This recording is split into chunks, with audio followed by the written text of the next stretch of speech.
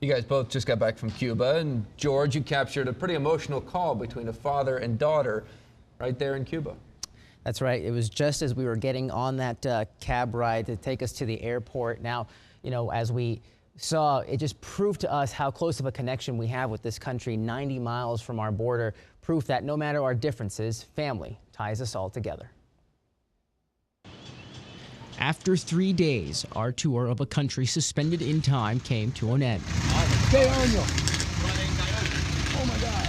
The classic cars, buildings, music, and untouched beaches of Havana slowly left behind in the rearview mirror. What's impossible to lose sight of, the significance of this journey more than 50 years in the making. It favors us to get rid of the embargo to see if we can move forward. A topic of conversation welcomed by our cab driver, Frank Hernandez.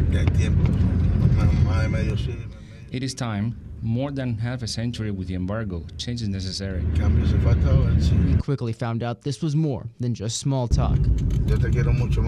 On the other line, his 11-year-old daughter who lives in Miami.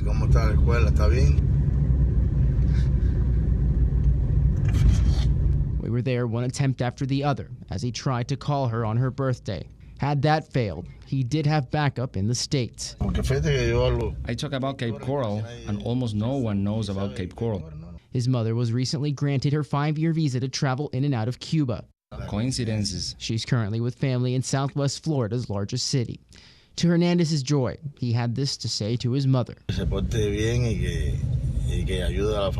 Behave and help the family, our aunt, and we'll see her soon. With him in Cuba, Frank's eldest, Chaveli Piedra, a psychologist. I love.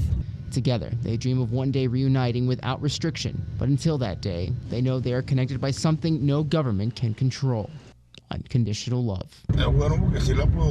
It's good because I'd be able to see her when I can. Now, we did meet up with Frank's mother in Cape Coral. She was ill when we met, so she was not up to being interviewed.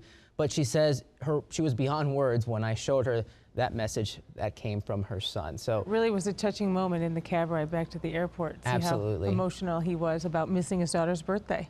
And then, yeah, his hope Nice is that way to end the trip. You bring some. yeah, you know, people ask us all the Gifts for us? time about, you know, well, what did you actually bring back from Cuba? Well, you know, everyone, of course, talks about the cigars, so here's one of those. And I actually picked up, well, the rum as well.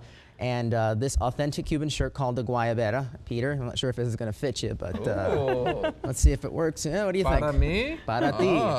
Kind of looks like a doctor's coat. A little bit, but Yeah, no, I love these. our tour guide, Steve, who we feature great a lot trip. in these pieces, was wearing one all the time, and he would put a cigar in there, so I figured, you know, Thanks, cigar, George. shirt, Great there you job. are. Gracias, señor. And you're Good welcome. job, Joe.